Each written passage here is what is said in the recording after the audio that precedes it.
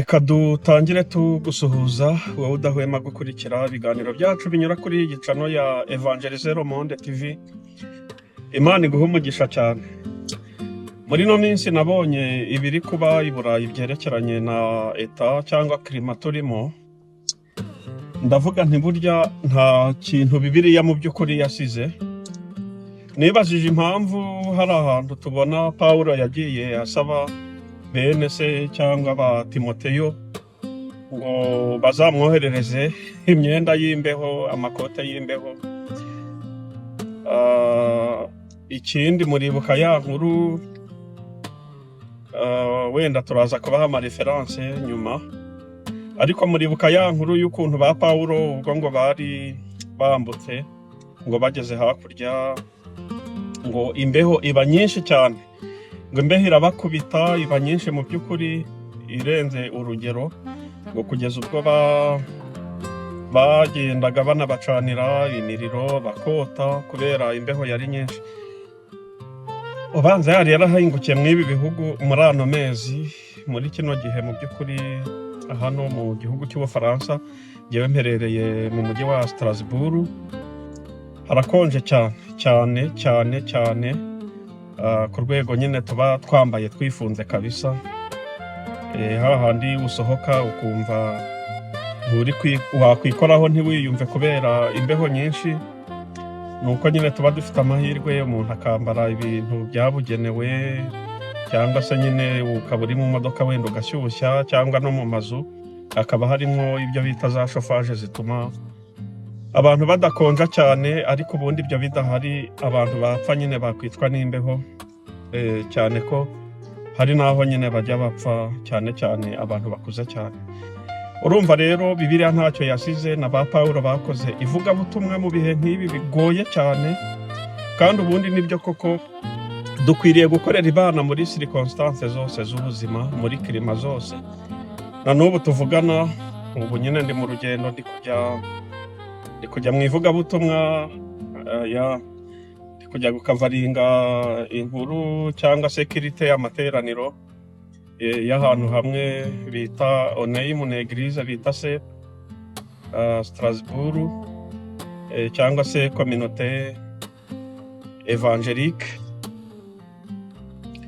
pentecôtiste, communauté évangélique pentecôtiste ikorera hano Strasbourg. Ya urumva rero ntibyoroshye, harakonje cyane. Mu mwanya wenda agiye kubereka murebe ukuntu haguye ibyo bita neje. Imihanda wenda muri buze kubona mu mwanya ntabwo ari ya mihanda y'ibirahure bajya bavuga, imihanda y'imyeru, ahubwo ni bihe, ni neje iba yaguye nyine, ibimanuka mu kirere bimeze nk'ifu, bikuzura mu muhanda nyine hasi. Uretse ko hari ibyuma byabugenewe cyangwa ibimodoka binini bigenda binyura mu mujyi bimenamo ibyo bita umunyu nawo wabugenewe, bari gukora ibyo bita kudeneja kugira ngo imihanda itanyerera. Imana ya hano klima zaho mu by'ukuri zatumye abazungu bakanura bamenya ubwenge, kubera ko uburyo ubona Uburayi buteye, iyo hataza kubaho ubwenge bwo kwiga ngo ni gute abantu bazahangana n'ibi bihe, bazahangana n'iyi mbeho, bazahangana n'ubushyuhe bwinshi, bazahangana n'ibi bintu bita neje mu gihe bizaba byaguye, abantu nyine bari kujya bapfa birenze umubare w'abantu benshi bashobora gupfa bishwe n'ibisasu cyangwa intambara, kuko iyi nayo ubwayo ni intambara abazungu bagombaga guhangana nayo. Ariko nanone nk'uko nabibabwiye, turi Evangelizero Monde, tuba tugomba kwiyadabuta. Hari impamvu Imana yemeye kutwohereza aha. Urumva ko ururimi ndi kuvuga ni ururimi rw'Ikinyarwanda, kandi igihugu ndimo gikoresha ururimi rw'Igifaransa. Ibyo ndashaka kubabwira neza ko nyine ntavukiye hano, ndi umwetranje niko banyita, ndi muri etranje. Ariko binyibutsa inkuru ya ba Saduraka na ba Meshake na Bedenego ubwo bavanwaga i Babuloni bakajya muri etranje, nako ubwo bavanwaga iwabo i Yerusalemu bakajyanwa muri etranje i Babuloni, maze bahagera bagakomeza kubaha Imana, ntibasuzugura Imana ngo nuko hari komforo wenda bagezemo. Kandi ba Daniel bari abantu badasanzwe, bari abantu bize, kuko kondisiyo d'abord yo kugira ngo umwami ya Nebukadinezari yari yasabye abantu bagomba gutoranya, ntabwo bagombaga kuzana umuntu uwo ari we wese. Baravuze mugende mushake abantu bava muri famiye noble, donc abantu bava mu mafamiye azwi yakomeye, mu mafamiye royal y'abami, kandi bize, bigishijwe, bafite discipline, ikindi beza, abasore beza b'uburanga, ku buryo bazabasha guseriva ibwami i Babuloni. Namwe mwumva abo bantu mwokagira Imana mwe. No hari genge nibaza, ubu byibuze mwizo kondisiyo zose hari nimwe nujuje yatuma koko ndakorera Imana.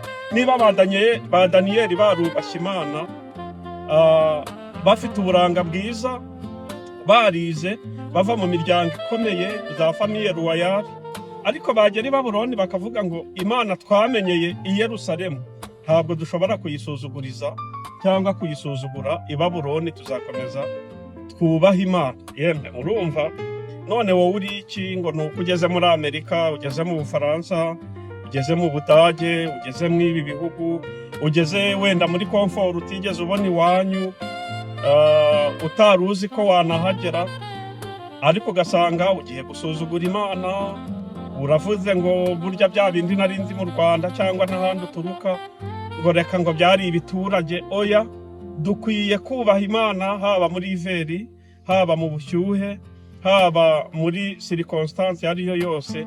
Imana twamenye, Imana twamenyeye iwacu, dukwiye kuyambukana tukayizana n'i Babuloni, nabo bakamenya ko hari abantu burya bacyubaha Imana.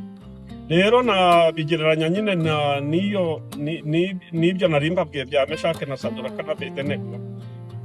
Murabizi ko umwami yanabagerageje, akabwira abahereza, akabaha itegeko ko bagomba kujya basangirira ku meza y'umwami, ndetse bagomba kujya barya ku by'umwami, ariko ngo babigenzuye basanga biba byamurikiwe ibigirwamana. Baravuga ngo hoya, twebwe ntabwo dushobora gusuzugura Imana ako kageni ngo turye ku bintu byabanje kumurikirirwa ibigirwamana. Babwira abo bahereza ati twe mujye mutwihera ibishyimbo. Ariko ngo bagiye kubagenzura nyuma y'iminsi basanga ngo nta muntu mwiza, ari babandi bariye kuri za nyama z'umwami basangiye n'umwami, ngo basanga nta muntu mwiza wigeze uruta ba Daniel.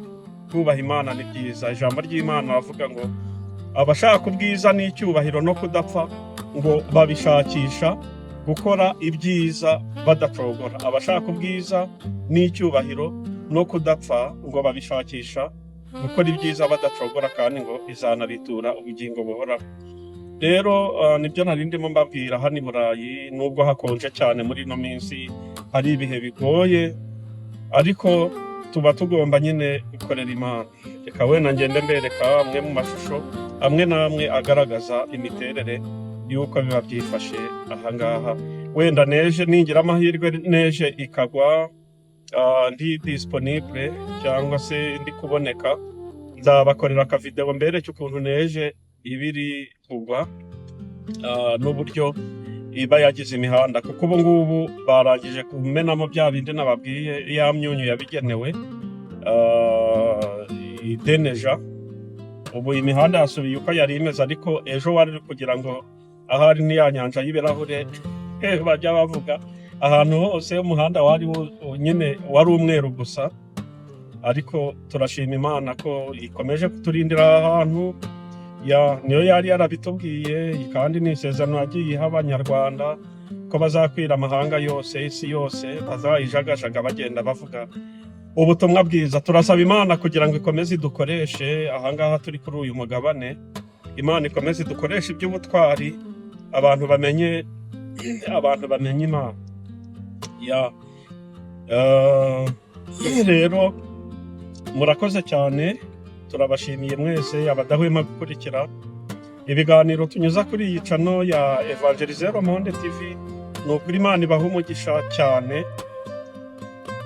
Yego, ubu rero ndi mu muhanda nyine nk'uko mubibona, ndi kugendera ku muvuduko munini cyane, ndi mu mihanda bita highway cyangwa autoroute. Ni ahantu nyine uba ufite umuvuduko byibuze w'120, hagati y'120 n'130. Urumva ko aba ari umuvuduko munini cyane cyane, ariko ntamenye uko mbabwira.